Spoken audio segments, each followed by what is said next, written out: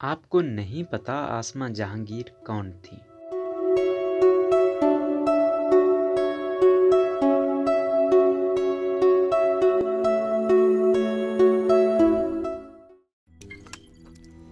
روزنامہ قدرت کی ویڈیو دیکھنے کے لیے ابھی یوٹیوب چینل پہ سبسکرائب کریں اور بیل آئیکن پر بھی کلک کریں۔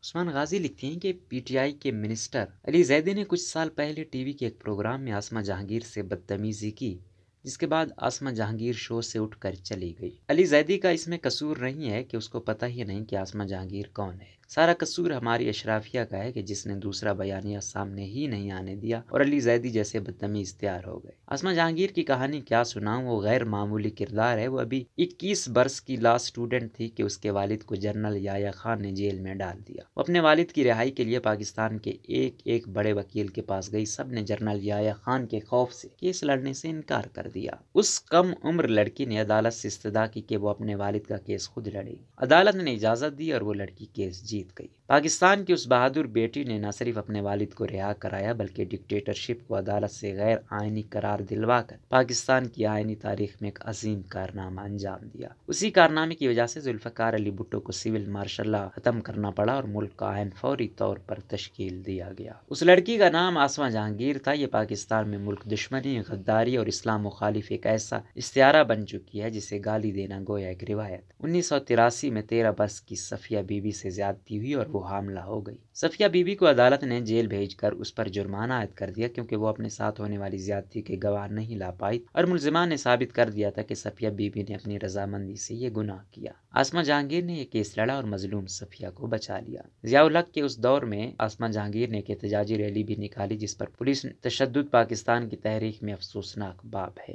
1993 میں 14 برس کے سلامت مسیح کو مذہب کی توہین کے جرم میں سزائے موت ہو گئی۔ ایسے حساس کیس کو کون لڑتا؟ اس موقع پر آسماں جہانگیر آگے آئی اور اس نے سلامت مسیح کے حق میں ایسے دلائل دیے کہ عدالت کو ماننا پڑا کہ سزائے موت کا فیصلہ غلط تھا اور کچھ شرپسندوں نے مذہب کا نام استعمال کر کے ننھے بچے کو پھنسایا۔ کیا آپ جانتے ہیں کہ ایک وقت تھا جب اس وقت مروجہ قانون کے مطابق پاکستان میں کوئی عورت اپنی مرضی سے شادی نہیں کر سکتی تھی؟ پاکستان کا آئین یہ کہتا تھا کہ عورت کی شادی کے لیے اس کی مرضی ہو یا نہ ہو، سرپرستوں کی مرضی لازمی ہے۔ آسماں جہانگیر نے عدالت سے پاکستان کی عورت کو اس کا آئینی و مذہبی حق دلایا کہ وہ اپنی مرضی سے کہیں بھی شادی کر سکتی ہے۔ آسماں جہانگیر کی شخصیت کا اگر اندازہ کرنا ہو تو اس کی بے نظیر بھٹو سے مثالی دوستی اور مثالی مخالفت قابل ذکر ہے۔ بے نظیر بھٹو اور آسماں جہانگیر بچپن کی سہیلیاں تھیں، مگر ہر دور میں آسماں جہانگیر نے بے نظیر بھٹو کی سیاسی مخالفت کی۔ پاکستان میں عورتوں اور اقلیتوں کے لیے لڑنے والی اس عورت کا معیار بہت عجیب تھا۔ کچھ عرصہ قبل ٹم سپیسٹن کو انٹرویو دیتے ہوئے مذہبی انتہا پسندی کے بدترین مخالف آسماں جہانگیر نے کہا تھا کہ اگر طالبان کا بھی ماورائے عدالت قتل ہوا تو وہ طالبان کے حق میں آواز اٹھائے گی۔ کیا کوئی عورت تصور کر سکتی ہے کہ سڑک پر اس کے ملک کے محافظ اس کے کپڑے پھاڑیں اور وہ بے بسی سے اپنے تن پر چادر ڈالنے کے لیے ادھر ادھر دیکھتی پھری؟ آسماں جہانگیر پر یہ وقت بھی گزرا۔ یہ لڑکی جب ٹین ایجر تھی تو ایوب خان اور یحییٰ خان کے خلاف لڑی، نوجوان ہوئی تو ذوالفقار علی بھٹو کے غلط اقدامات کے خلاف آواز اٹھائی۔ یہ ضیاء الحق کے خلاف جمہوریت پسندوں کی ننھی ہیروئن کہلاتی تھی۔ یہ اپنی